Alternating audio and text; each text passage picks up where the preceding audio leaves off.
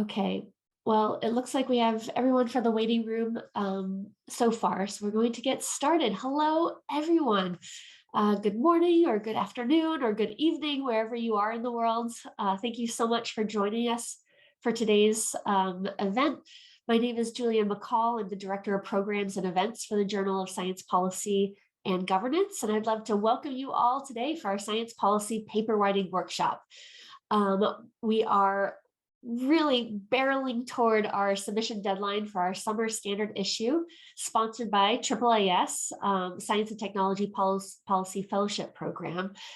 I first want to provide a brief background on JSPG for those who may not be familiar with the journal, and that will require me to jump into the presentation. I'd also like to apologize to everyone. If I am sniffling, it's because COVID finally caught me, and I'm just delighted to be able to be here with you today. But feel free to ask any questions if anything I say is unclear. I am now going to share my screen over here. Please let me know if anyone cannot see my screen with the presentation. I'll take that as a positive. Great. So we are absolutely honored to be joined by Dr. Peggy Bika and a number of esteemed colleagues in the science policy world, who you will all meet over the next few minutes of introductions. But as I mentioned before, we'd first like to provide a brief overview of the journal itself. So JSPG, Journal of Science Policy and Governance, is an internationally recognized, open access, peer-reviewed publication. We cover every corner of science and technology policy, and throughout the journal, we bolster research and writing credentials for early career scholars in science policy and encourage them to engage in policy discourse and debate. We publish policy work in a variety of formats, including op-eds, technology assessments, policy memos, briefs, and analyses, also white papers, book reviews, workshop proceedings, and other research articles. Basically, whatever format you can envision, we probably support it. I might take a break here in the introduction and ask Jessica, if you don't mind admitting people from the waiting room. Thank you so much as I try to manage my screen sharing here. Thank you. So we also promote the publications through our global mailing lists and events such as workshops, webinars, and a podcast where we interview published authors. You can follow JSPG on Twitter, Facebook, and Instagram. And if you want to follow us, we will post a few of our accounts in the chat later and a link to our newsletter where you can keep up to date with future issues and events.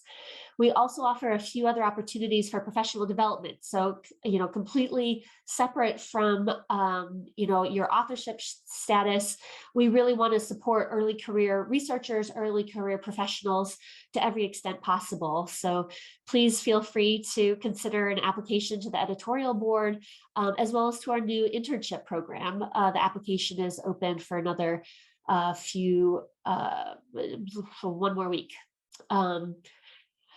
And I covered all of this. So professional development opportunities, speaking of those, in addition to publishing, we are offering opportunities to participate in webinars and workshops like this leading up to the submission deadlines. For the past couple of years, we've collaborated with UC Irvine's GPS STEM program on a virtual science policy and advocacy certificate program. Those applications should open up again later this year. The editorial board is also a good way to engage for all of you as associate authors and editors are also early career opportunities for you to get more involved. We finally more recently opened up applications for a science policy internship program around the publications, which you can apply to, like I said, until May 1st. So highlighting published work is something we really enjoy doing.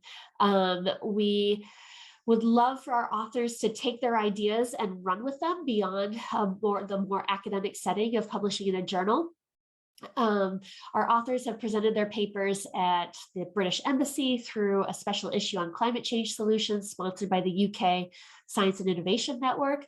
We also submit conference panels for authors to present on their papers, and we have a podcast freshly launched, where they can be interviewed and share further details of their ideas. We also work on media engagement. For example, here's an article for Northwestern highlighting students who publish in JSPG, and we're always on the lookout for additional outlets. So today's event is leading up to the submission deadline, as I've said now twice already, for our standard issue sponsored by AAAS STPF. And it's the first time we're having such an event for standard issues. After today, we'll have a panel discussion on May 6th with fellows who have different positions in science policy to offer some professional development content. You can register for the events on the same page with the call of submissions. We'll also be posting the recording on our YouTube channel, where we also have many of our other training sessions. So be sure to subscribe to the channel to be notified if that's something that you enjoy doing. So today we're here to talk about the writing policy, to talk about writing science policy and how you can apply this to the standard issue. We encourage you to share what you learn on Twitter and tag us to continue the conversation and further the discussion. And we're glad to amplify your tweets from the JSPG account. So with that, I'd like to turn it over to Jessica Sewell, AAAS STPF Recruitment, Marketing, and Alumni Engagement Director. I'm sorry, I must have missed a slide here, who will grace us with some opening remarks. Jessica, I turn it over to you. Thank you, Julianne, and thank you everyone for being here today. So yeah, I'm Jessica Sewell. I'm the recruitment director for the AAAS Science and Technology Policy Fellowships Program, and really grateful to be partnering with JSPG on this summer standard issue. We're looking forward to seeing all of the issues and articles that are coming out, later on this year. And we are so glad to be partnering on this workshop because we really recognize JSPG's important role in the science policy community. You're creating opportunities for early career researchers to contribute. You're offering these leadership roles within the organization. You're providing this professional development. And so I'm just so excited to see everybody who's joining today. I want to echo thanks for Peggy, for our speaker, for all of our volunteers who are sharing their time today and their wisdom. And thank you to everyone who's attending, honing your policy writing skills. And whether you're planning to submit to the summer issue or brushing up on policy writing skills, I'm just happy to have you here today. And I don't want to assume that everybody is, going to apply to STPF, but I wouldn't be doing my job if I didn't talk a little bit about how we see strong science communication, science writing skills connecting to the policy fellowships program. So, we are seeking applicants who have demonstrated an interest in policy. You are all here today demonstrating an interest in policy. And so want to just point that out. And then, we're also seeking folks who have communication, outreach, interpersonal skills, who have leadership skills and potential, who can bring critical and analytical thinking to the table. These are all parts of how our candidates are evaluated. And so all of the foundations that you're working on today, helping you be a stronger communicator, outlining your messages for your audiences, are all things that you could put to use in an application and then as a fellow. So it's your chance to show and tell us in an application, in your clear writing, communicating your points clearly. We have a policy memo that's part of our semifinalist interview stage. And I know for a lot of folks that can be a surprise. And so you're here today. And so the first time you write a policy memo won't be as part of an interview process. And then, even if it's not in written communication, I imagine all the strategies you're going to learn today and tomorrow are things you can use to organize your thoughts and talking points in an interview, in a conversation you're having as an applicant. And so while I can't speak for other fellowships and other jobs, I can only imagine that everything you're doing today will also be valuable to other employers as well, across sectors. And so with that, I just want to say, I hope you have a wonderful conversation, that you leave with lots of resources and new connections and maybe collaborators on a journal submission for future work together. And I'm really just looking forward to it, and then our event on May 6th. So thank you all for being here. Handing it back over to you, Julianne, for the rest of the workshop. Lovely. Thank you so much, Jessica. We really appreciate your partnership and have been so inspired by the AAAS fellows that you've been able to wrangle for today's event and so many others. So with that, I'd like to now introduce our speaker today. Dr. Peggy Bika is a broadly trained comparative endocrine physiologist with primary research interests focusing on the mechanisms regulating growth patterns in animals. Her research questions revolve around what molecular and epigenetic mechanisms regulate skeletal muscle proliferation, differentiation, and atrophy. She uses comparative biology to understand the plasticity of regulatory mechanisms and how they translate to variability in overall organismal growth. Dr. Bika is also interested and very engaged in inclusive STEM teaching and STEM education-related policy. She spent 2 years working with the AAAS and the U.S. Department of Agriculture Office of the Chief Scientist in Science Policy, where her portfolio included nutrition and health, citizen science, STEM education, and aquaculture. She co-directs a brand new graduate certificate program in science policy at UAB and serves as a co-leader of the Alabama chapter of the Scholars Strategy Network. Peggy, thank you so much for joining us today. And I'll hand the mic to you then. Awesome. Thank you so much for the invitation. I'm honored to be here. I'm happy to be here. I'm going to share my screen in the awkward moments here just for a second. Bear with me. Okay, so can everybody see the correct screen? Perfect. Okay. Awesome. Thank you. So thanks for the introduction. As Julianne mentioned, I'm an associate professor at the University of Alabama at Birmingham.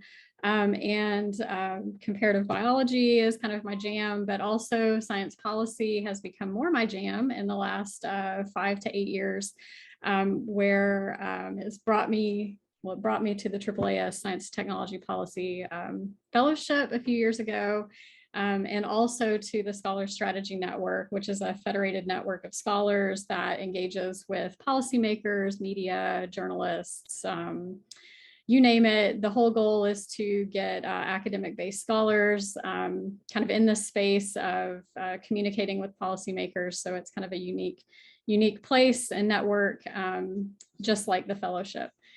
So to kind of get started, I'm going to talk today about writing effective and impactful science policy papers. And I'm going to start with this really complicated slide.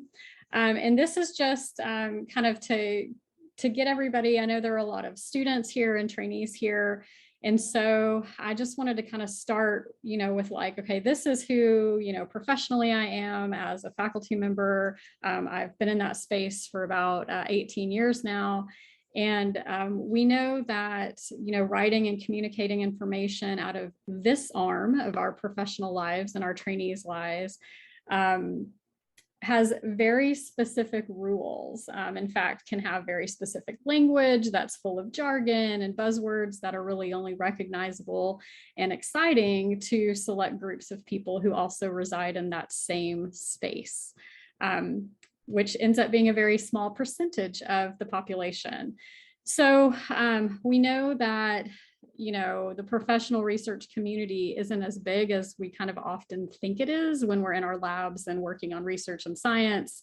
And in fact, it's a very small community, right? And very few people will probably ever read your dissertation or thesis. And it likely won't be because they came across it like perusing the internet and thought, oh, this looks exciting to read. And in fact, when we think past that and think about the peer-reviewed publications that, we pour our hearts into, from our scientific research scientist lens, it's a very specific, knowledgeable audience that we're addressing. We only really have to convince those folks that are reading that your data and your interpretation of that data are valid in the context of the larger scientific literature base. And so it's a very specific set of written documents that's really only accessible to a small percentage of people due to many different things, due to the overall nature, like the language, the subject matter, the base knowledge, things like that the audience are equipped with, but also because a lot of these works are located behind paywalls that limit the access to the general public in general. And so given this, we as scientists hold kind of a bunch of information about how the world works, but we don't necessarily disseminate it to the majority of people. And so this brings me to the question of kind of like, how does this relate to science policy paper? And I'm going to argue that it's not just about science policy papers, but it's more of just learning how to communicate outside of the research community to much broader audiences. And it gets to the science policy realm because most of the people in the policy world don't speak the same research-based language that resides in our professional scientific world. And so when I started into this kind of arena, if you will, it grew out of an outreach program that I started in the local Birmingham city public school systems and middle schools. And I have learned over many, many years that there are multiple audiences in every endeavor that you do when you kind of step outside of the university and research community. And being able to communicate effectively with each of those is key to being able to actually do what it is that you would like to do. And so as an example, our STEM outreach program at UAB works kind of exclusively with middle schools. And so, you know, I think when I say that, maybe your mind goes to like, oh, I could talk to middle schoolers. That's the easy part, actually. Talking to middle schoolers is actually very easy, but what's more difficult is communicating with the people that actually allow you the access to those middle schoolers. And a lot of times that can reside at a policy level. So it can reside at a school board level, it can reside at a district, a school district level, it can reside at the principal level. You should always have a principal's approval before you try to go into a school. So, you know, like you have to, even in policy that has to do with like education, even if it's a community-based type of activity you're trying to do, you really have to step back and think about the audiences and contextualize what your message is so that you can be effective to actually get in and talk to the middle schoolers, because again, that's the fun part. So that's kind of how I got into this journey, and which is how I wanted to kind of start this talk to think about, or get you thinking about, why it's important to learn to write, because that's what this workshop is specifically about. So not necessarily verbal communication, but I think that it, you know, it goes both ways to various different types of audiences. And so we know that people who are better able to think critically about the information that they're receiving are much more empowered to make important choices, not only about their own health, but as a citizen at large. It's important for people to be able to critically evaluate available evidence for themselves in meaningful ways. And this can lead to what we could consider an informed populace. And so that, I would argue, is a reason why we need to learn how to write outside of our research community and to engage various different audiences. Facts and scientific evidence should really be part of the public policy making process, at least to help inform public decision making whenever possible. And in fact, since the Second World War, there have been many efforts to negotiate what's considered a social contract between science and the civic society, and not to mention pretty much the backbone of science policy in the United States is built off of this same time frame of post-World War II. And so what I want you to think about today, not necessarily in the scope of World War II or anything, but thinking about how different audiences and how our communication strategies might look. So there are two kind of broadly defined communication strategies that I would argue fit into this space. One is scientific communication, and that's the one that you're probably being trained the most in right now. And if you're a graduate student or undergraduate student that is in a scientific field. And this is where, you know, communicating new knowledge to other scientists and technical experts, following the norms of scientific practices. So these communication outlets are things like peer-reviewed manuscripts, technical reports, grant proposals, presentations, abstracts at scientific conferences, things like that.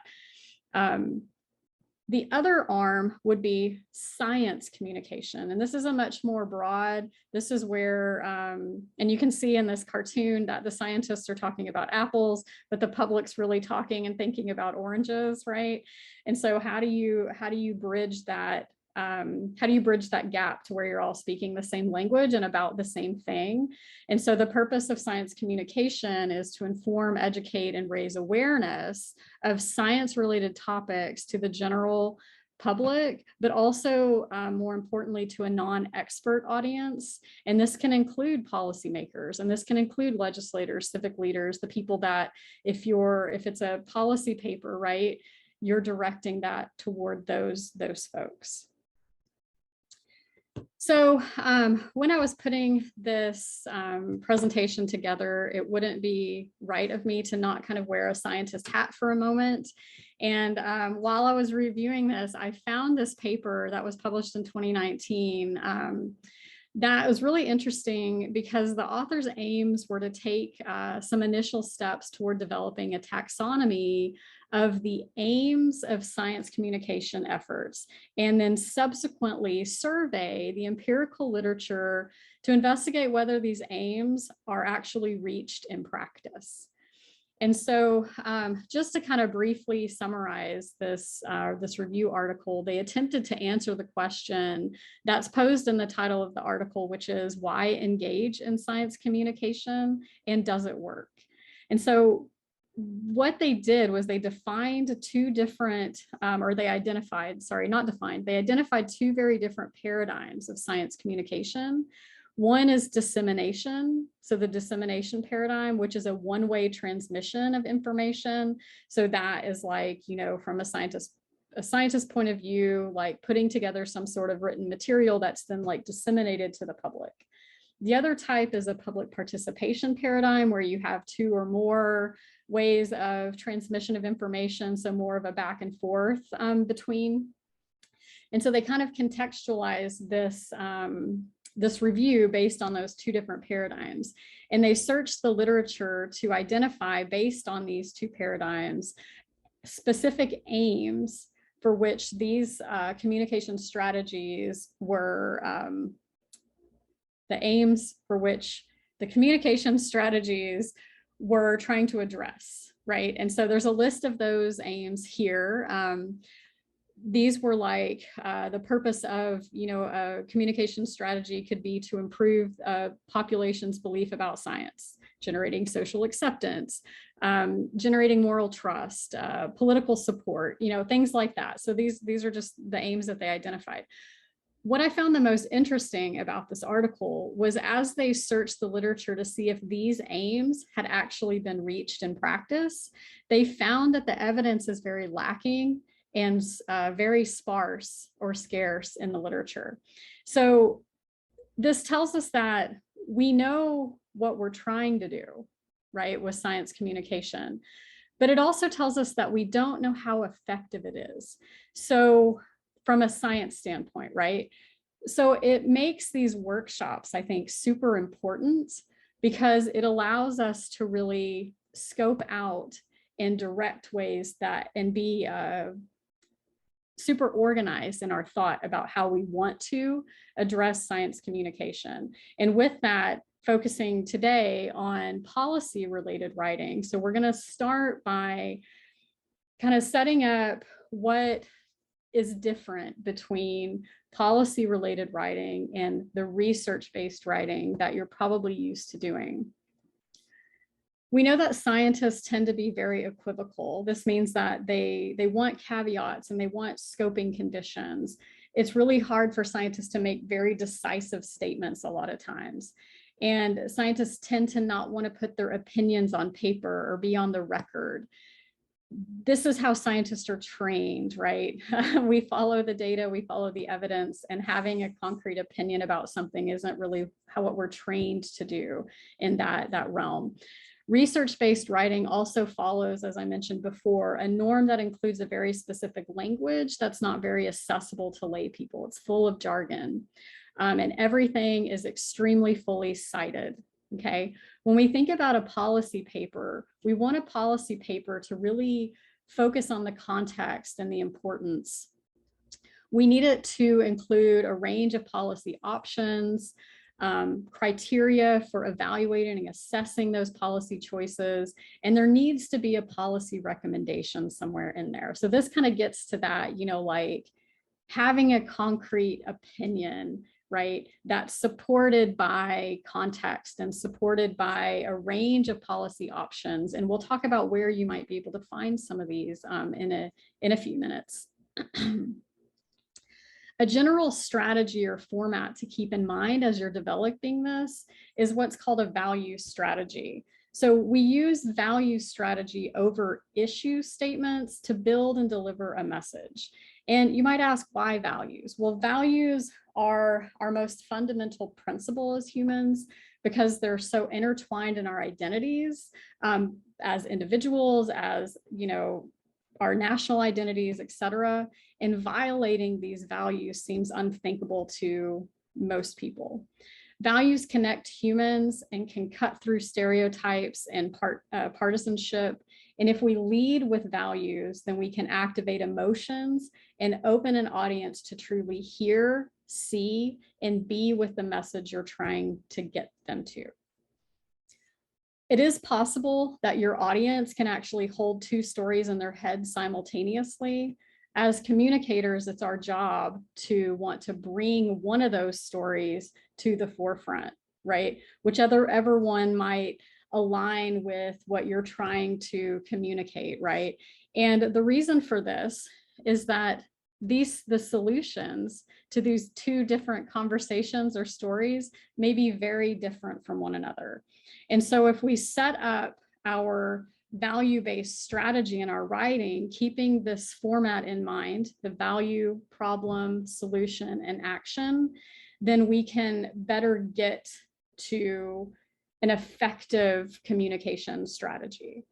So in your writing, you want to think about keeping this kind of format in mind, briefly stating the underlying value that makes the issue matter. It needs to be audience-based relevancy, not individual-based. And I'll come back to that in a little bit. You want to lead with values because that can create a broader point of agreement and shared goals that will resonate with nearly any audience. You want to give a short description of the problem with the current law or issue at hand. You want to be explicit about the problem and how it threatens shared values. You want to create a sense of urgency that can connect individual stories to broader systems and dynamics. Excuse me.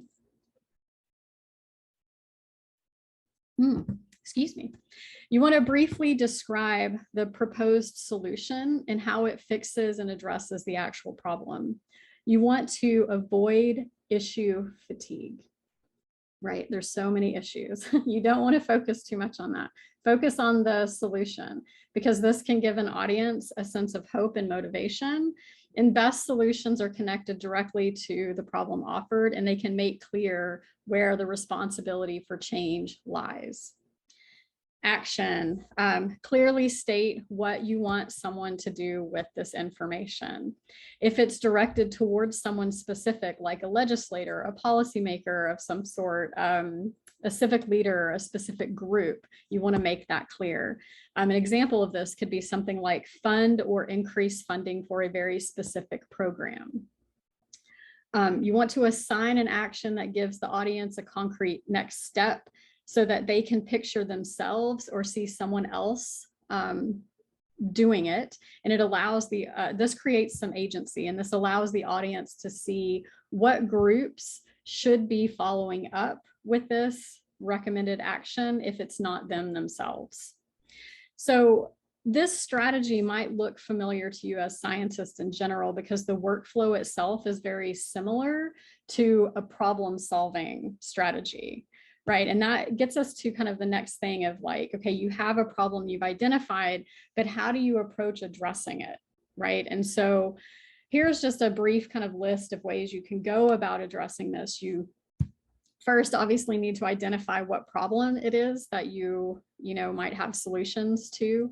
You want to take a comprehensive evaluation of who the stakeholders are and identify them. Those are the stakeholders that the problem specifically overlaps with, as well as the stakeholders who can do something, right, or have space within that problem. This will lead you to making a decision about who should be doing the actions that you are going to propose. You also need to understand what the current landscape of the problem is, and then offer multiple solutions. And this gets us to how you can locate background information. So I'm not going to give an exhaustive list of this today.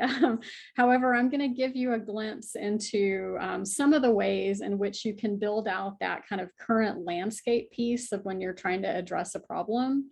And as scientists, you know already how to build the landscape of whatever scientific problem you're addressing, right? You know where to go. You know what internet searches to do to find peer-reviewed literature to support, right? And to understand like what is known out there already. It's pretty much a similar strategy when you move into the policy sphere. It's just maybe a little different of where you might start to look for information about that problem. I'm going to start with the Congressional Research Service, the CRS, and that's the website that's shown here. So the CRS can be a good place to start to give you a good look at a problem that you've identified. In an example here, I have searched for the word food because I'm interested in equitable access to nutritious food. And so I started there. And you search, and then you get some reports that come up, and I have specifically chosen this one to look at. This is a report from 2021 that focuses on defining food deserts, for example, which is specifically related to equitable access of nutritious food. So this, would be information that is available, and this is fairly up-to-date and recent information. If you were to do a Google search of food deserts, you would get a lot of stuff, but it may not be up to date. It may not be 100% accurate. And so this is where I would start building kind of a literature base, if you will, for a topic about equitable food, for example. So just to give you a little background about the Congressional Research Service, if you're not familiar with the CRS, it's a public policy research institute that serves Congress. It serves Congress throughout the legislative process by providing comprehensive and reliable legislative research and analysis that is timely, objective, authoritative, and confidential. I stole that right off of their website. Each report comes with a disclaimer that I didn't put up here, but it basically says that any report may be reproduced and distributed in its entirety without permission from CRS. These reports are meant to be used for understanding policy and for understanding different problems. So that's a good place to start. Another place is the GAO, so the Government Accountability Office. The GAO provides Congress, again, as well as the heads of executive agencies and the public with, again, timely, fact-based, nonpartisan information that can be used to improve government and save taxpayers billions of dollars. Again, stole that from their website about the GAO.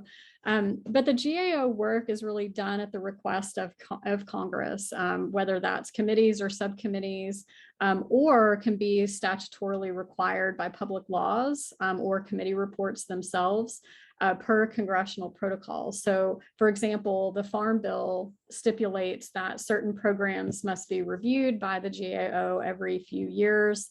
And so you'll get reports that specifically address existing programs in the government, the executive branch, I should say.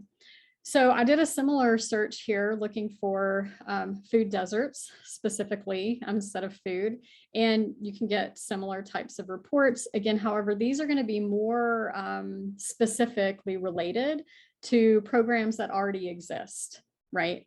And they're not likely to have like policy solutions identified in them specifically.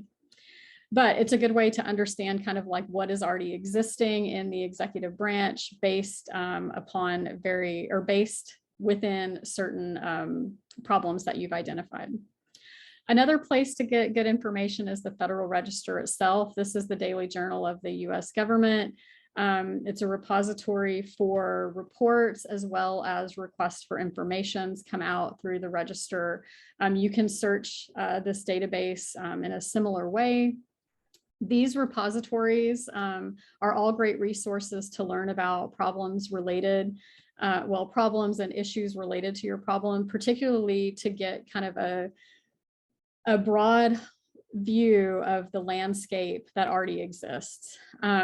For science, if you're looking for data or evidence or research that can support policy recommendations, that can really be found and located in places that you already know, places like peer-reviewed publications, for example. And I'll show you some examples of that in just a minute. Other places to look, and I only have a couple of examples here. I mentioned before, this is not an exhaustive list, but one of them is the OECD, the Organization for Economic Cooperation and Development. This is an intergovernmental economic organization. It currently has about 38 member countries. And again, you can do searches and find different policy papers. And I'll show you an example from OECD in just a minute as well. Another one is Union of Concerned Scientists. This is a different type of organization, a nonprofit science advocacy organization in the US. And the membership within the Union of Concerned Scientists, if you're not familiar with it, is made up of private citizens in addition to professional scientists as well. In fact, their slogan is "We use science to make change happen." And so this is a good place to go to if you're interested in specific topics that overlap with climate, energy, transportation, food, nuclear weapons, and science and democracy in general. So there are obviously many, many others that are like OECD and like Union of Concerned Scientists, but these are just some examples of types of organizations and places on the internet where you can find information to scope out your current landscape of your problem. So things to do in your writing before we get to some actual examples of policy papers. You want to frame the issue based on the values of the audience. Hopefully I demonstrated the importance of that. You want that to focus on the values of the audience and not the values that you hold specifically. You are trying to convince the audience to care about the issue, not to convince them why you care specifically. And so you really want it to be a broader value statement, and you want to know your audience that you're speaking to, no matter what kind of communication you're doing.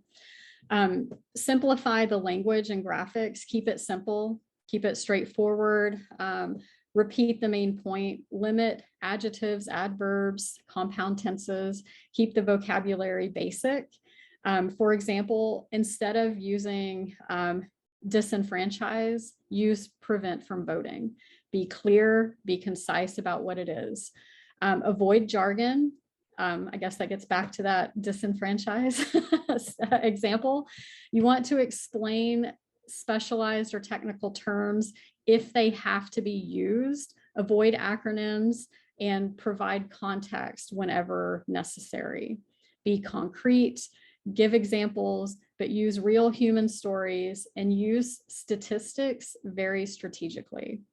Make it clear what you want the policymaker or civic leader to do with the information that you're giving them. Action items, make them clear. Also, if it's applicable, make yourself accessible. Make sure that your contact information is up to date and won't change So don't use your university based email address if you're a graduate student, for example, because it may not be the same in a few years when this communication may be relevant still. Things to avoid or not do in writing. And I think I've already covered this, but just to kind of reiterate, don't be equivocal, have a clear answer, don't provide full citations. Citations can clutter up space, particularly in like policy papers like memos and fact sheets that need to be short. You don't want it to be taken up by a full list of citations. Scientists, we love citations, right? It's very important in scientific writing. But again, to kind of reiterate that policymakers and civic leaders and the people in your audience often don't have access to the underlying articles because they're behind paywalls. And so you want to make sure that you're using information that isn't going to require a citation in order for you to use it. Don't use jargon and don't be indecisive. So in the kind of minute to 30 seconds that I have left, I think I'm just going to show you some examples. Here's a health policy paper example. This was published in the Annals of Internal Medicine in April of 2021. It centers on racial health disparities, prejudice, and violence. It's based on the American College of Physicians' proposed comprehensive policy framework that recognizes and confronts many elements of US society that contribute to poor health outcomes. In this document, the ACP, or the American College of Physicians, offers specific policy recommendations, and there are 3 companion policy papers that go with this. So this is one of those examples that can be found in the peer review literature database. Another example, I mentioned that I would show you one from the OECD library. So the OECD has a rather large public policy paper library that is searchable and pretty easy to use. Here's an example on artificial intelligence.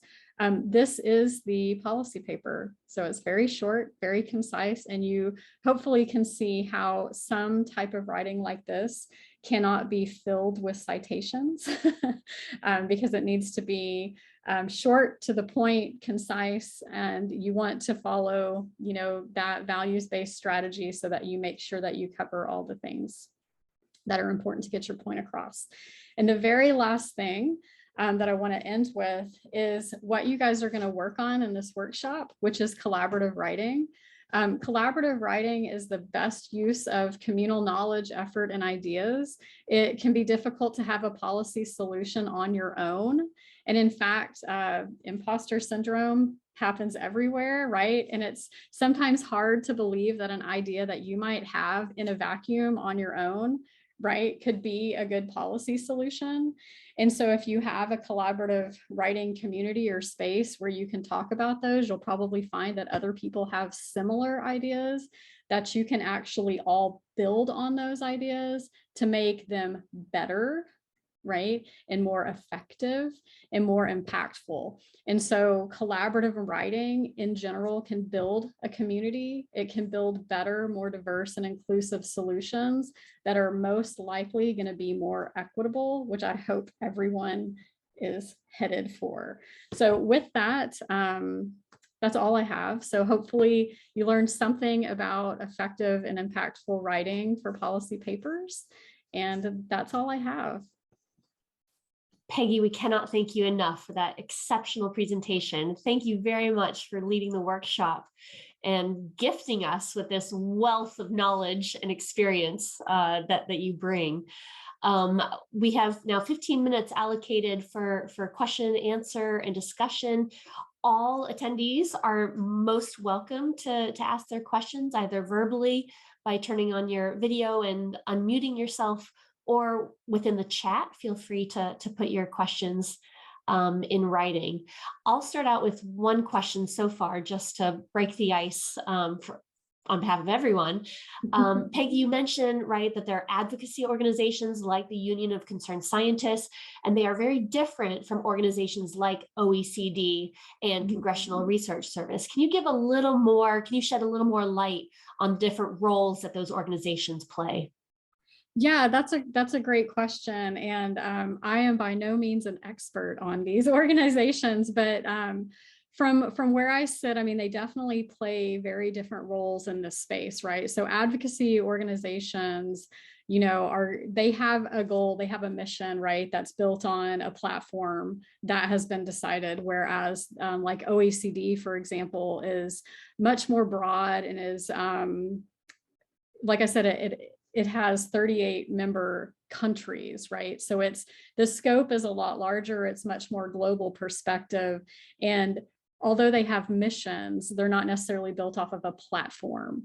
So that I think is what the biggest difference is between those.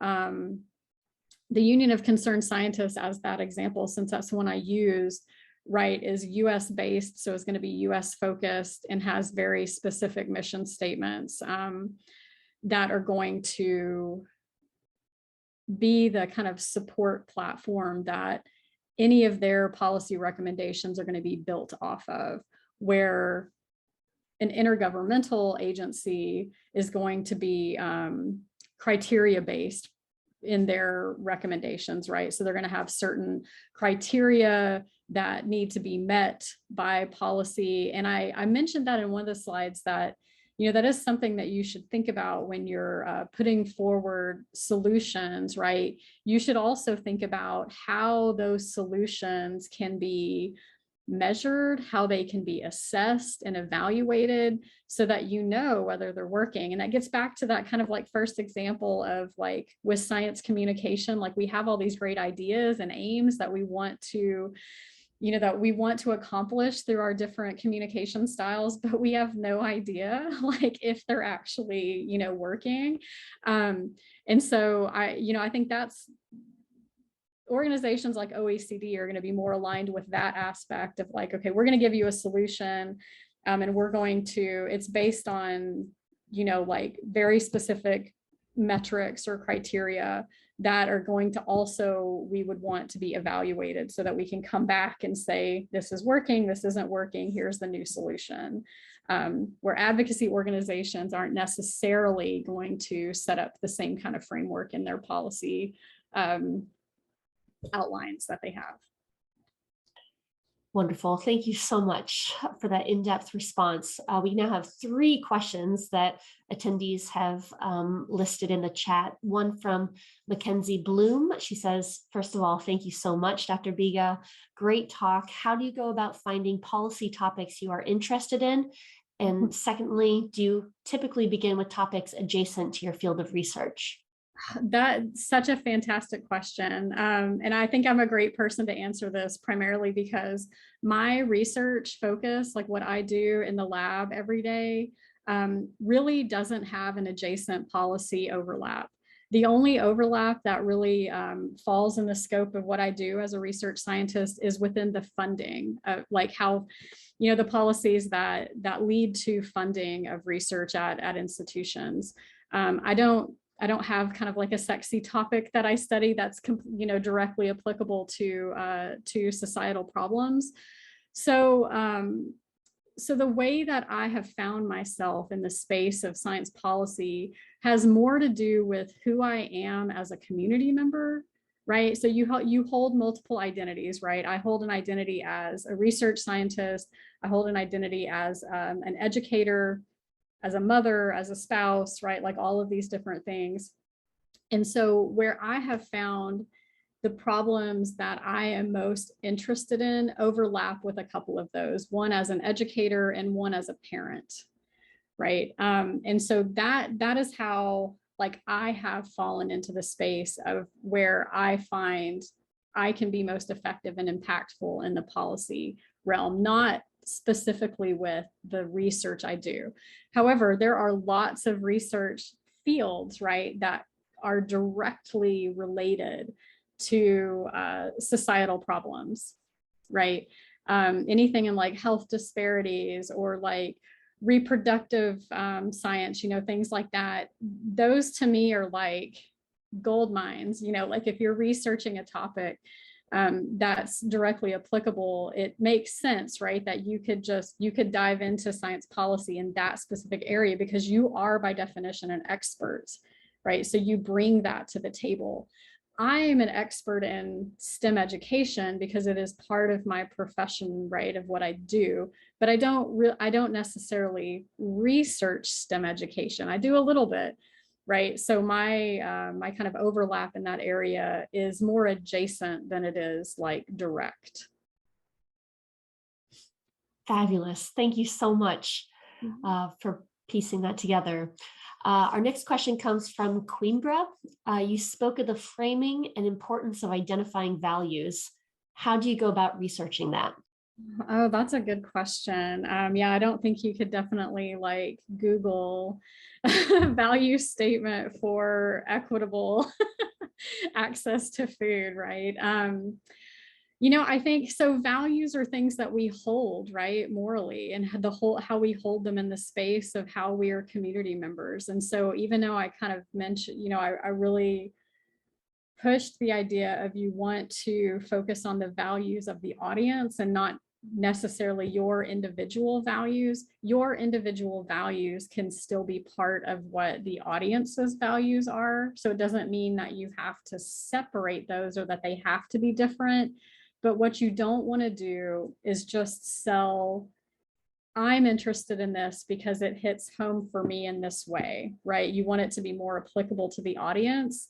So I don't think that I actually have a really good answer to how you research that value. I think the more you read about a problem, whether that's in the popular press, right, that might be where you find how other people identify with that problem in their own value-based system. If it's right, the more you read about different things, but I don't think there's like a database or a searchable literature source, right, that you could find that in. But I guess what comes to mind is values in how we see equity, right?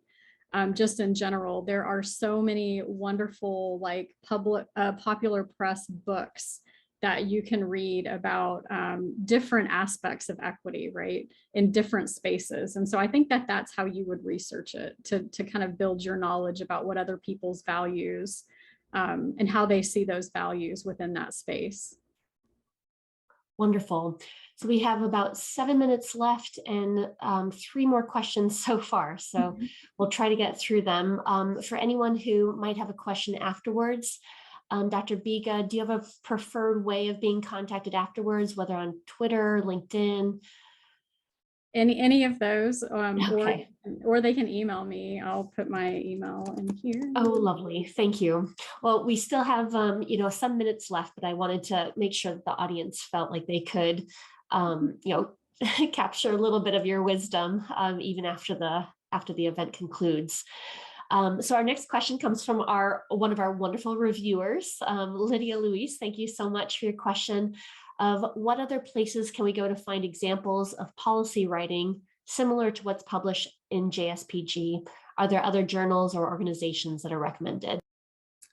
Yeah, there are a lot of other journals, and they necessarily don't have the word science policy like in their title. So like that's why I use that example of the Annals of Internal Medicine. So if it's public health related, like the Journal of Public Health is going to have a lot of policy papers in it. In fact, I think they actually have a subsection that's just policy papers. So I guess knowing kind of the fields that you're interested in, right, is going to help identify like what journals. So it's very similar to a specific discipline-based research approach, right? So like in comparative biology, like I know what journals tend to publish work in comparative biology, and that's always where I start. And so if there's like, depending on what the problem is and policy that you're interested in. So for me, STEM education, I tend to go directly to education-based peer-reviewed journals first.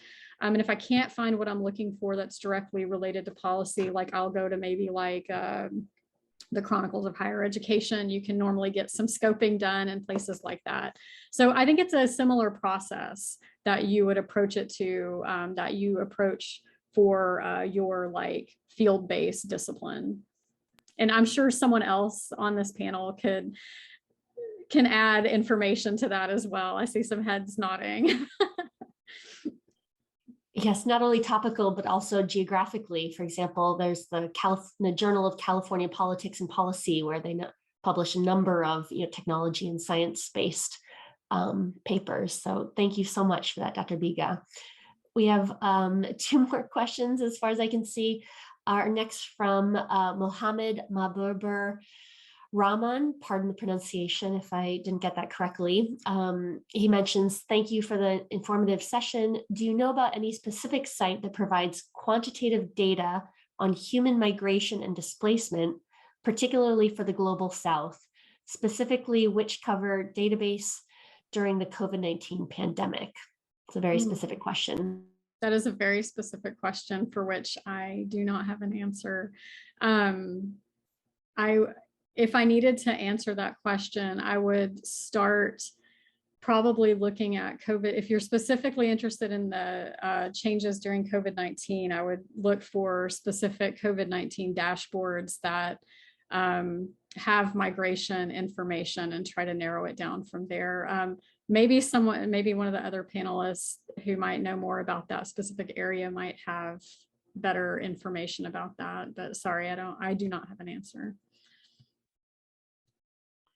Okay, I think a thorough internet search might do more service than our poking around in the dark here. I think final question, or at least second to final question, comes from Marcia Maliha. She says, thank you again for the wonderful talk. You emphasize the importance of targeting your audience's values multiple times. What would be your suggestion for when your personal values might clash with your audiences? For example, addressing reproductive rights conversations with conservative lawmakers. That's a great question. And yes, that's a question, or a specific example like that is the exact reason why you don't want to focus on your own personal values and why you want to focus on more broad values that it may seem like in some examples that there might not be overlap between value-based systems between 2 different groups. However, if you dig deep enough and scope it out enough, you will find that there are overlaps in values. So overlap in value of life in general in that example, right? So we may define it. It might be defined differently between you and the audience, right? However, you can find overlap, and that's what you want to focus on, right? You want to draw the emotion of the value that you both hold for a topic and not on the specifics of where the difference is. But that's exactly why it's important to not focus on what your value is, but finding that space where you and the audience can agree, right, on a value, because guaranteed there will be some overlap. And that's where I think that earlier question about like, how do you research values? Your particular example would be, you would want to read a lot about the conservative lawmakers' values, right? Like you would want to dive into and read a bunch of work from that audience base and not just only on like yours, for example, right? So jumping across, right, going across the bridge and trying to find where there is joint value and focusing on that, leading from that.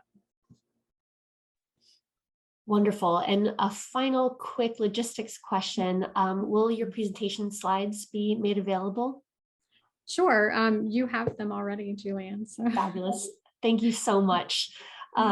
With permission to post any, of course, from Dr. Bika. So that answers your question, Abu Jahid. Okay, well, it is at the top of the hour, and we are absolutely thrilled. Thank you so much, Dr. Bika, for an exceptional presentation, for being our wise guide through this complicated topic. If we could pause for a moment and take just a round of applause. I know it's a little pathetic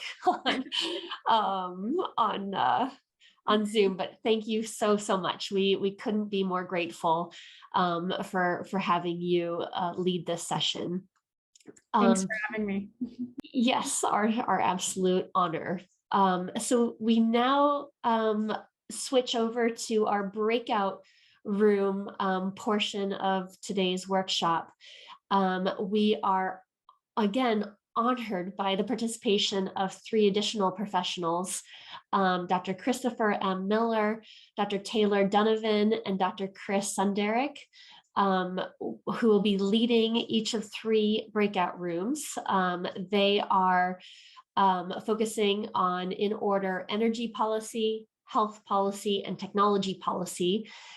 Given that this is a standard issue and not specific to a particular topic, we realize that our audience today spans a number of different specialties in topics. But I think you'll find that a scientific perspective serves you well, no matter what the topic is. As you know, right, people with a medical background, like Dr. Christopher Miller, was assigned to the Department of Energy during his AAAS fellowship. You'll see that again and again.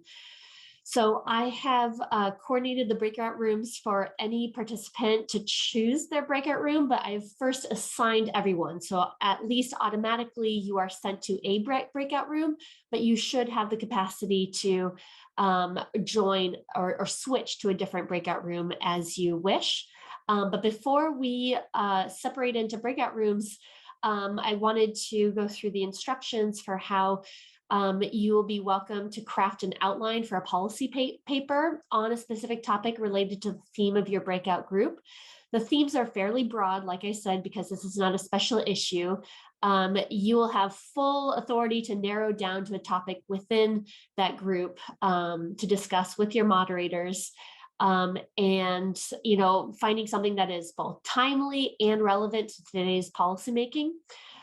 Within the theme of the breakout, you'll identify a specific problem which a decision maker should address and then design a suitable policy solution. So to introduce now our 3 moderators, I'll start with breakout room. So first breakout room moderator, Dr. Christopher M. Miller, who will again be leading a conversation about energy policy. He is currently a scientific advisor and scientific program director in the Office of the Director of the National Heart, Lung, and Blood Institute within the National Institutes of Health here in the United States. He was previously a senior health informatics advisor at the Centers for Disease Control and Prevention. He has a medical degree from the University of Iowa, and I'll paste his LinkedIn URL in the chat at the end of these introductions. Dr. Miller, would you like to introduce yourself further in a 1-minute brief summary? Oh, sure. Yeah, as you said, talking about the sort of cross pollination between disciplines. I'm a medical doctor, but I worked at the Department of Energy, and I worked on a project that was a collaboration between the Department of Energy-led national laboratories, where they have a lot of expertise in machine learning and artificial intelligence. And the project was to get them to work with cancer biologists at the National Cancer Institute to help push forward the idea of computational oncology. So it was, at first I thought, oh, this is a weird place for me to land, but it was really a wonderful opportunity. And I was lucky enough to be able to work between these 2 big organizations, and often in a policy capacity. So I'm happy to be here. It's completely our privilege. Thank you so much for spending your weekend in this way. Our next wonderful moderator is Dr. Taylor Donovan, who will be leading a discussion about health policy in breakout room 2. She is a microbiologist and toxicologist working in legislative affairs at, once again, the National Institutes of Health as a current AAAS Science and Technology Policy Fellow. She was previously a Congressional Science Fellow at the Soil Science Society of America. She holds a PhD recently conferred 3 years ago from the Michigan State University, where she focused on antimicrobial and arsenic-resistant genes in soil microbiomes. Taylor, I hand the microphone to you if you'd like to elaborate further on your background. Thank you. No, I think that does a good job of covering it. I think it's another good example of, mixed policy work, and I'm looking forward to chatting with you all today. Fabulous. Thank you so much. And last but not least, we have Dr. Chris Sundrick, who will be leading breakout room 3, focused on technology policy. He is currently a Science and Technology Policy Fellow at the National Institutes of Health. He's previously an adjunct professor at Borough of Manhattan Community College. He's also worked as a science writing associate at the New York Academy of Sciences. He received his PhD in mesenchymal stem cells from the City University of New York City College. Chris, thank you so much for joining us. I'll hand the microphone to you if you'd like to go further into your background as well. Have we lost Chris? Oh, no, I see that you're still there, but it looks like you're muted. Oh, I'm so sorry. It's okay. Just get situated here. Hi, everyone. Chris Sundrick. I'm a second-year AAAS Fellow at the National Cancer Institute. My portfolio has mostly been organizing interdisciplinary workshops to generate new ideas and new research areas that our agency can then support by building funding opportunities around them. Fabulous. Thank you so much. It also gave me just enough time to get the link to the breakout room moderator document in the chat, which all attendees are welcome to use as a guidepost as well. We will circle back at the top of the hour. So in about 50 minutes, we'll return to this main room. I will do the cruel thing of giving you a 5-minute notice. I think I might give you a 15-minute notice so that in case you haven't made sufficient progress, that will be the little panic button to start getting words on digital paper. I also realized that we have at least one, we have 2 of our reviewers on the call on the video right now, Lydia Luis and Matt Martin. If you would like to take just a moment to introduce yourselves, you'll be integral to tomorrow's part 2 of our workshop, if you'd like to take a minute to introduce yourselves. So Lydia, would you like to? Yeah, no, thank you, Julianne. My name is Lydia Lewis. Similar to some of the other moderators, I'm also a AAAS Fellow. I'm in my first year. I actually just started 2 months ago. I'm at the Department of State in the Bureau of International Organization Affairs, focusing on global health.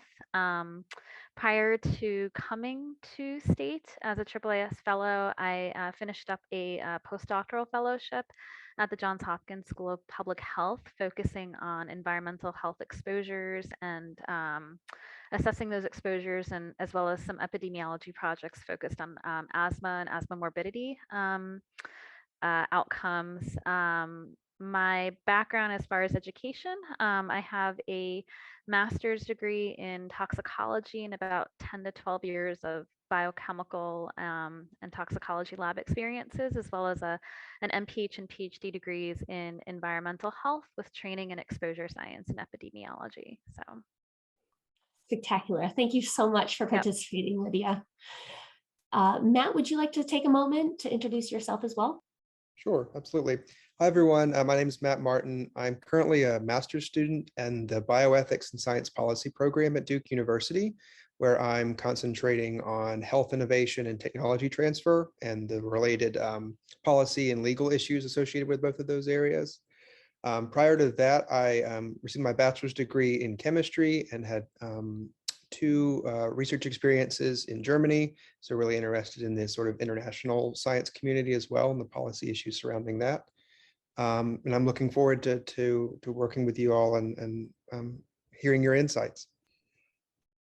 Fabulous. Well, I am so excited by the convergence of a lot of really brilliant minds here. Thank you again for all of your time to both moderators, reviewers, and attendees.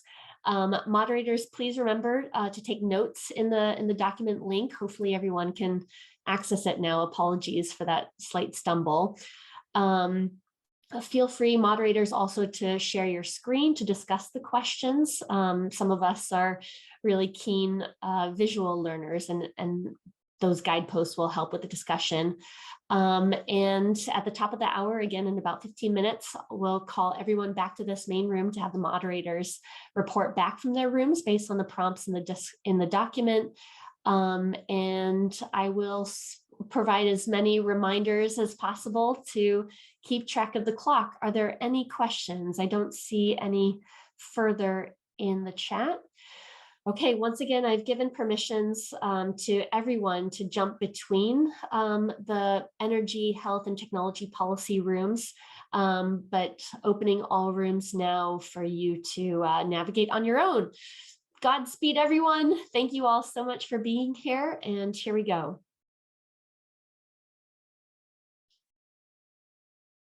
We'll presume, continue the recording now. So I'd like to go from moderator to moderator to be able to provide a few takeaways from the discussion that occurred in your room, about 3 to 5 minutes worth. Christopher Miller, do you mind if we start with you to go in numerical order? No, I don't mind at all. That'd be lovely, thank you. I was sort of typing frantically. I'll have to go back and make sense of it. But our problem had to do with energy, specifically the negative collateral outcomes of well-meaning green energy projects that may have negative impacts on certain communities. We had a discussion about how to, a few of us had specific experiences relative to how misunderstanding of, say, the values that indigenous people place on land and community versus the benefits that they might get from a large project that would be very disruptive to their community and culture, changing their access to traditional foods, and just the sort of community and cultural continuity. So what we talked about was this problem, this unintended consequence of well-meaning large-scale green energy projects that might require mining or other very disruptive processes that might influence the community. So we looked at the problem from the level of the community understanding of those risks and benefits, and the idea of free, informed consent. So certainly there may be benefits to the community from these projects, but they have to be taken along with the potential downsides, and that requires an understanding of the values that people hold in order to understand what they're being asked to give up versus what they're being asked, what they could potentially gain. So we focused on the idea of free and informed consent, and the idea that in order to do that, there has to be communication from the very start of the project, that people have to, instead of having a horrific outcome at the end of the project, having input from the community, and especially those people that are most vulnerable from the beginning of the projects to all through the life cycle of the project, we think is advisable and should be rolled into the policy. Of course, the policy stakeholders involved in this are numerous, from the grassroots level of the community, local government, national government, as well as international organizations that would be stakeholders and have an interest in these projects, from the point of view of environmental impact, from the point of view of cultural and community impact. So our idea was to roll into the policy a very active involvement of the community at the grassroots to make sure that we don't end up with situations where the communities involved are being treated unjustly or unfairly, and that the potential benefits of these projects are shared equally with them without undue burden. I think that's pretty much what we talked about. No small challenges here in this group. No. Oh, how absolutely inspiring. Thank you very much for sharing that. And let me know when you feel comfortable wrapping up the text in the Google Doc. And I will gladly pass that along to the reviewer, who will follow up tomorrow with the same group. Thank you all so much. Taylor, I'll hand it now to you to talk about room 2. Hello, everybody. I'm here to kind of report out from room 2, which was the health policy group. Our group, we were focused on improving maternal health outcomes in underserved populations. Specifically, we looked up a few studies and things noting that, rates of unintended pregnancies, abortions, maternal mortality, and all kinds of other kind of undesirable outcomes are much more common in Black, Hispanic, and Latina women compared to white women. And also, there are existing health disparities related to access to care in underserved populations as well. So to kind of tackle this issue, we identified a few different stakeholders. The first of which, of course, being people who are of childbearing age and who are pregnant currently, and also their families. But kind of broadening out from that, kind of the other side of the equation is, healthcare providers and public health professionals. And kind of further out from that would be, members of Congress who actually, are holding the power of the purse and, can fund programs to help improve this really critical issue. So kind of moving forward on that, which stakeholder should act on this problem, we were really focused on, some congressional action, but also some more effort or targeted work from healthcare providers and public health professionals in this area. And then just another comment on kind of the current landscape.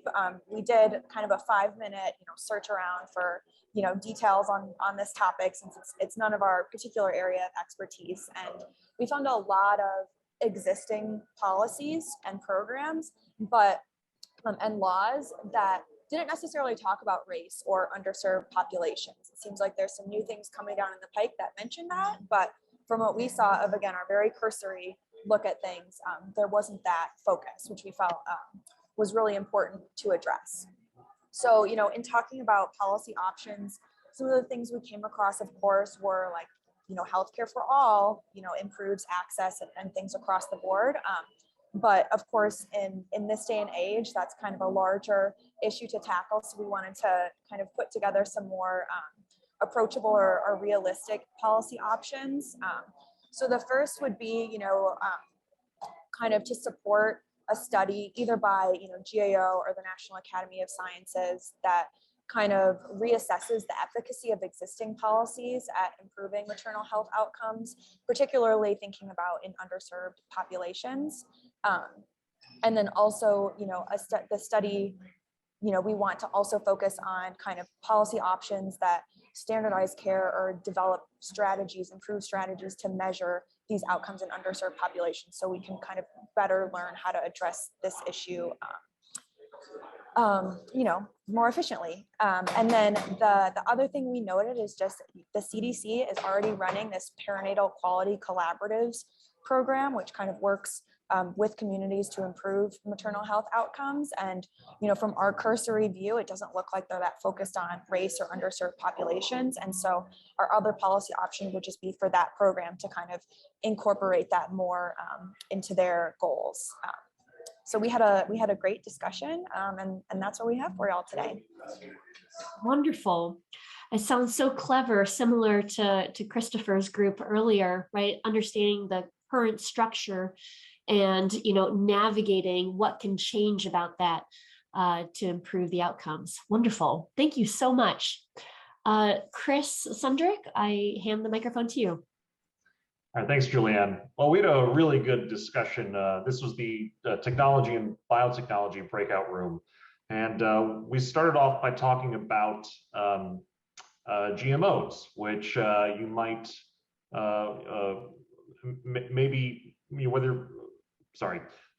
GMOs get kind of a bad rap because a lot of people think that they're, this science experiment gone out of control. But GMOs actually have a lot of potential to maximize yield in using less land or using poor quality land and poor quality soil. So there was a great suggestion for the USDA through its National Organic Program to allow GMOs to be labeled as organic produce. Organic produce isn't so much about the produce as it is about sustainable agriculture practices and sustainable farming practices. So by allowing GMOs to be labeled as organic produce, we discussed that we had hoped it would enable broader use of GMOs and broader acceptance of GMOs. We also talked about the use of AI and how it can contribute to bias against marginalized people. And there are many current examples of this in the healthcare field and in other industries. This discussion occurred in the context of Canadian policy. So a really good proposal that came out of that discussion was a new regulatory body as part in the Canadian government to make AI practices more transparent, how the AI is being trained, what data sets are being used to train the AI, and what data is being collected from the end user and how. And lastly, we talked about climate change and how it puts people in vulnerable coastal areas at risk. And we discussed the need for sort of like mutual aid stations and community shelters that can be really useful as part of a robust disaster response in those vulnerable areas. So really important topics and really good discussion around these important issues.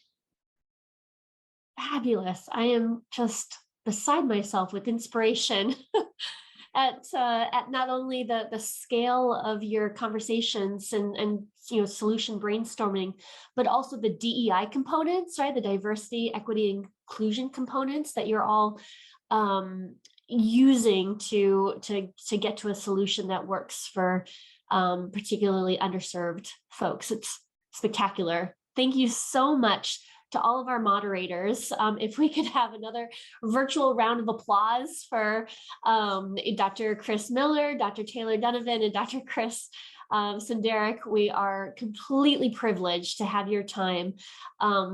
And I think it just shows that when you give your time, right, dedicate your time like this on a weekend for those of us in North America to convey, right, what you have learned from working in the field, it really speaks volumes for the people that you are. So thank you so, so much. We will conclude our session today and look forward to tomorrow's part 2 of the workshop that starts at noon East Coast time. That will consist of more in-depth discussions in the breakout rooms with the folks who provided feedbacks on those outlines from our reviewers, including Dr. Lydia Luis, and I think I've seen Matt is still here, Matt Martin as well, who will graciously go through that Google Doc and provide some feedback and then moderate discussions in the breakout rooms tomorrow with those of you returning. So you will have ample chances to ask further questions, dive further into how policymaking discussions proceed and what factors are considered and how solutions are crafted.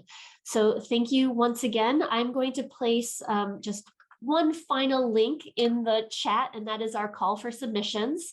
We encourage the breakout room participants to stay connected with one another tomorrow or today, if you haven't already, to exchange contact information and work together, just like Dr. Peggy Bika mentioned earlier today. These collaborative writing exercises truly come to a solution that not one single person of us could have come up with on our own, with so many different perspectives, shedding that wisdom and light on solution ideas.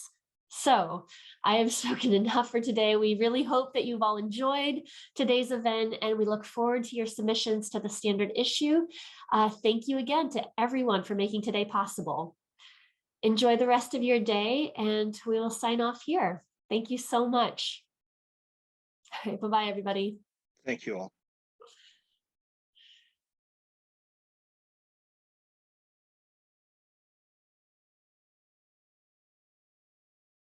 To recording. All right, welcome everyone to day 2 of our science policy writing workshop, organized by the Journal of Science Policy and Governance, and in collaboration with our amazing partners, AAAS Science and Technology Policy Fellowship Program. And again, I want to remind you all about our call for papers, which I will place in the chat so you have readily available. We are so enthusiastic about reading each of your submissions and being inspired all over again by the clever ideas and the thoughtful analyses. So today we'll continue the conversations in our breakout rooms on the topics that you worked on yesterday. You'll also get a chance to review the comments. Those Google documents are available for anyone to open. Please let me know if you have any trouble. I'm going to place it in the chat once again. And the rubric, which the reviewers on your screen use to assess and provide comments to your ideas, is also included in the chat, so you can see by what parameters they were using. Since we'll be working in groups, I'd like to do some intros of the folks who are moderating today's sessions. I'll just briefly introduce them by name and then ask them to talk more about their backgrounds.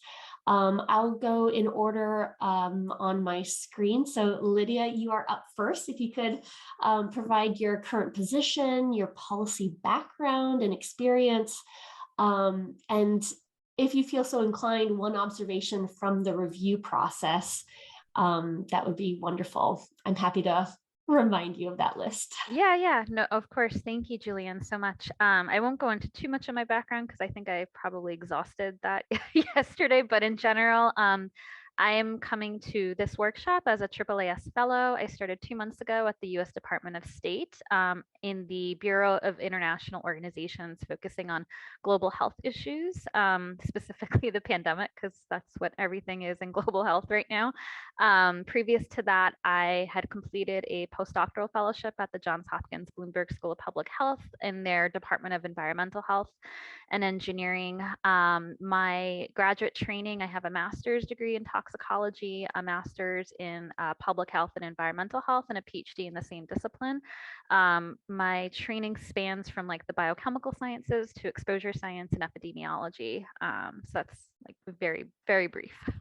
So Lovely. Did you want to provide one observation from the review itself? I think so I was, you know, in our group, I think we did a really great job at sort of examining a variety of different topics within technology and biotechnology, which I thought was really great because it gives a greater depth of like, you know, what's out there and what, you know, opinions you could share about a particular topic. One thing that I think I want to focus on with our group today is just kind of like narrowing a bit more and getting more into the details with each, if we can, each topics, because I think just like when writing a scientific manuscript, there are always these like large global questions that you have, but I think that to make it like more palatable to an audience and for the writer, I think it's good to kind of narrow your focus on a specific area, because I think as you write, you typically figure out that there's a lot more to something than what seems to be on the outside. So I kind of want to help like narrow our focus a little bit more today, so that we can get more into like the questions that were listed on the rubric. So probably more than what you need to know, but one observation that I thought was helpful. So. Oh, it's a universal challenge for sure, Yeah. narrowing. And the whole process of co-writing or developing an idea is a skill in and of itself that we could be wise to spend some time on in the future.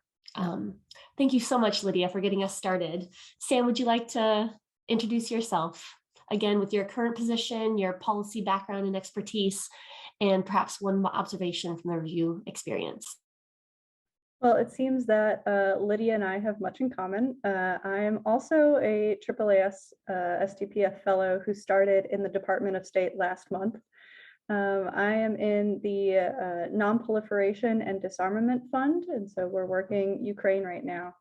Before that, I did a year on the Hill in Congress in the House for half the time with Representative Deb Haaland of New Mexico, and then the other half of the time, Representative Gregory Meeks of New York City.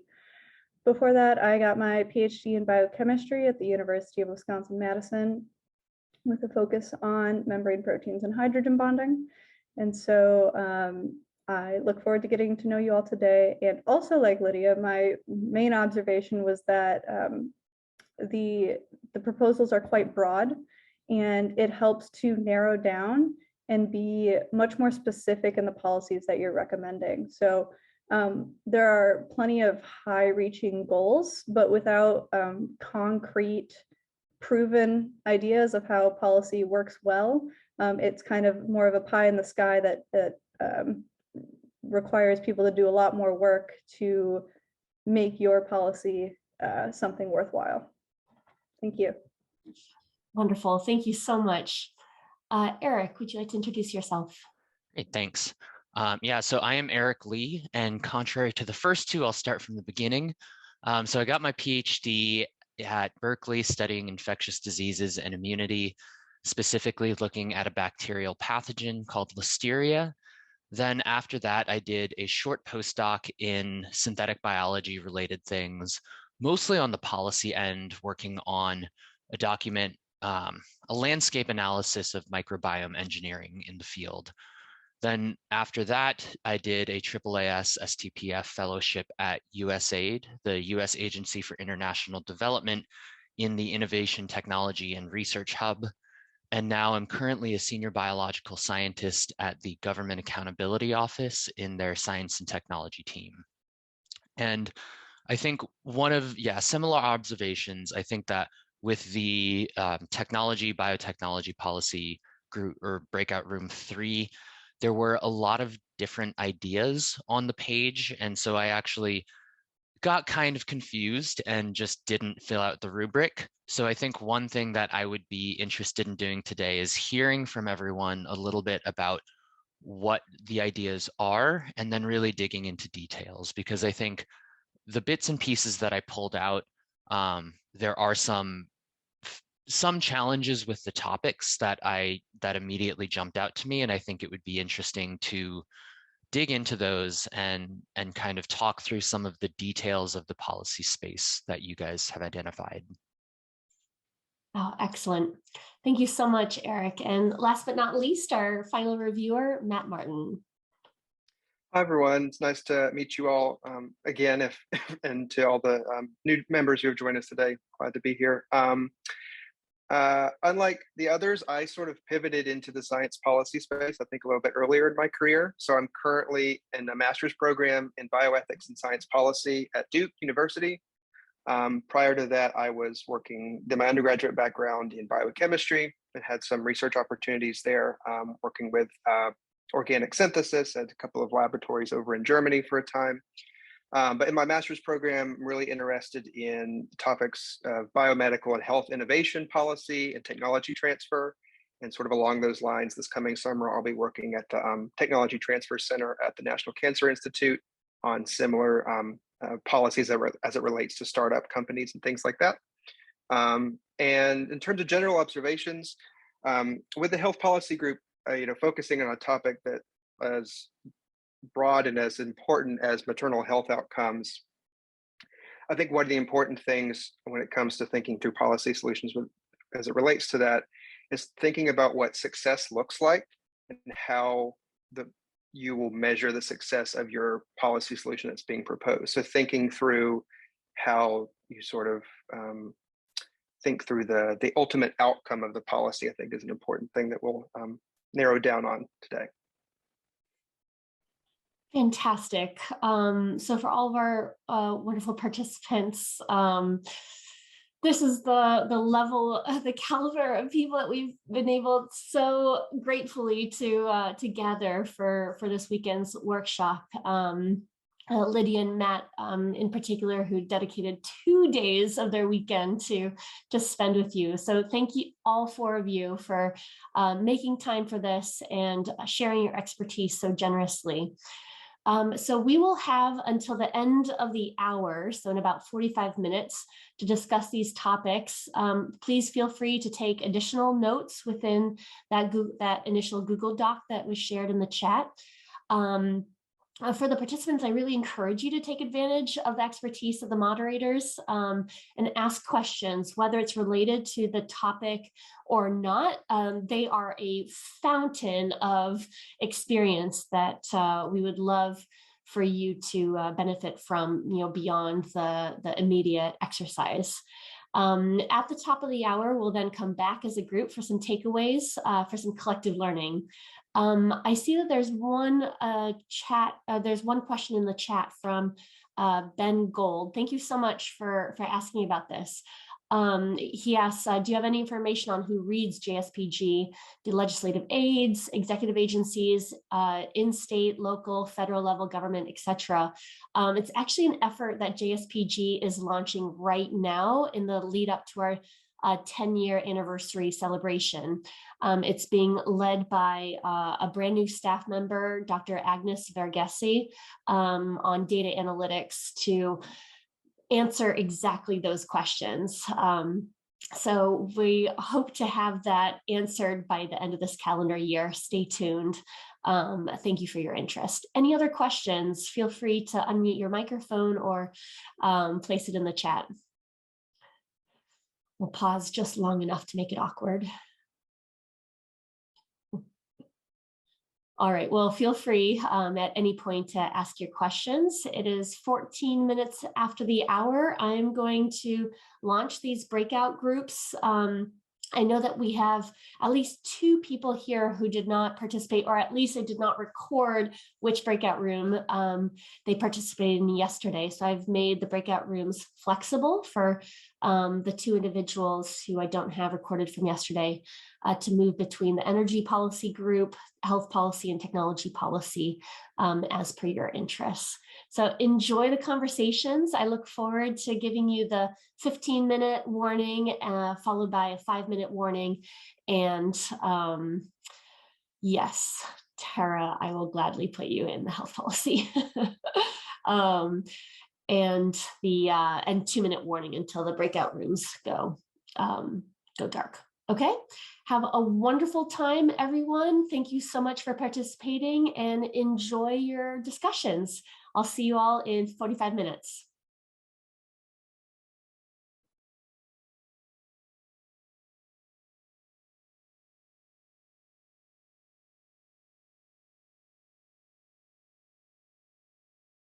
All right, welcome back, everyone. Hope you all gained some valuable knowledge on writing policy papers. Thank you again to our fearless moderators for wrangling some very general topics and very ambitious and passionate attendees' ideas. So while we're doing the recap, I wanted to remind you of how you can stay connected with JSPG. We have accounts on practically every platform you can imagine. Let's dive into our recap. So I'll ask each moderator, let's go in order of the breakout rooms to report back for, I don't know, 3 to 5 minutes or so, giving a summary and perhaps, a takeaway from your room. Let's start with Sam, if you are ready. Hi, yes. So I was part of the energy breakout room, and we discussed what had happened yesterday and how they came to their conclusions, as well as discussing how it's necessary to really narrow the policy and get more specific recommendations for each of their policy options. And so I hope that the participants enjoyed the conversation, and unfortunately it was cut a little short, but they were able to jump into some of your other rooms to learn to hear more about the deliberation process. So that's it for me. Terrific. Thanks so much, Sam. Matt, would you like to report on health policy? Sure, absolutely.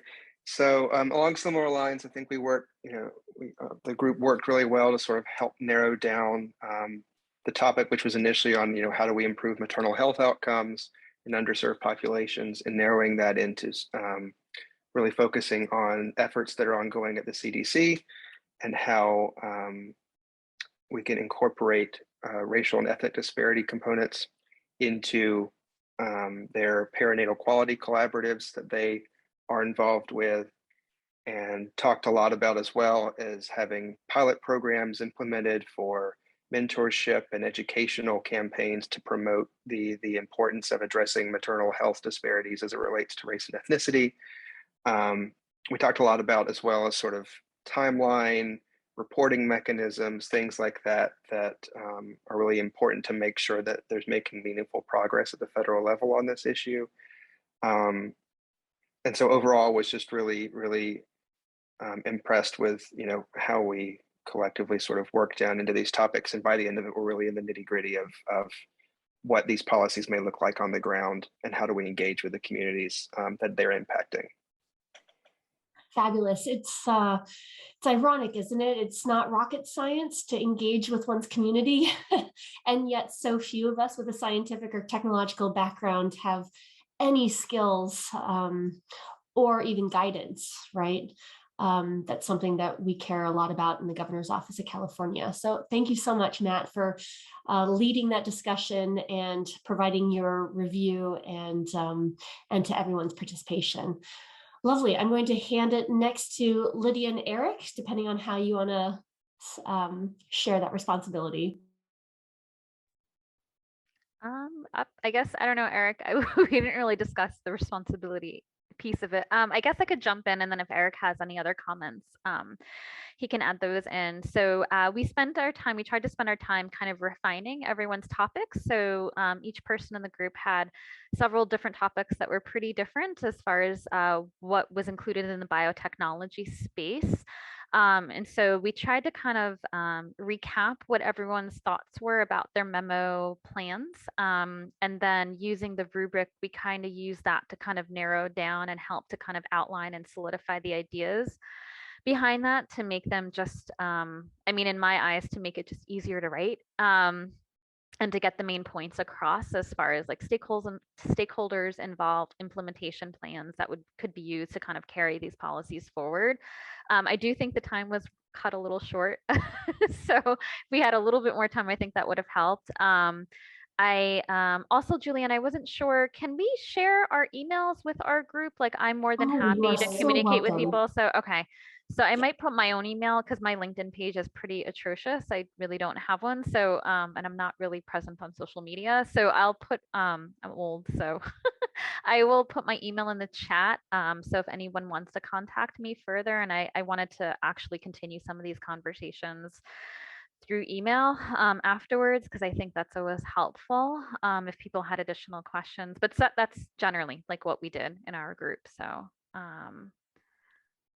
Yeah, I think one thing that also was at very least helpful to me, I don't know whether it was helpful to anyone else, was we basically had everyone do a quick elevator pitch, spend a minute explaining their idea, since I was coming into this cold and wasn't there yesterday, in order to both get a sense of what were the key elements of the idea, as well as just to quickly run through and get me up to speed. And so I think that was to me useful in terms of understanding where I got maybe distracted by the background that they were presenting, as well as figuring out where we needed to end up to get to a policy option. Yeah, it's absolutely critical to be able to communicate as efficiently and concisely as possible, considering the universal thread in the policy arena is the lack of time to focus on any given topic. So thank you so much, Eric. Thank you so much, Lydia. Thank you so much, Matt, and thank you so much, Sam, for facilitating these breakout group discussions and reviews.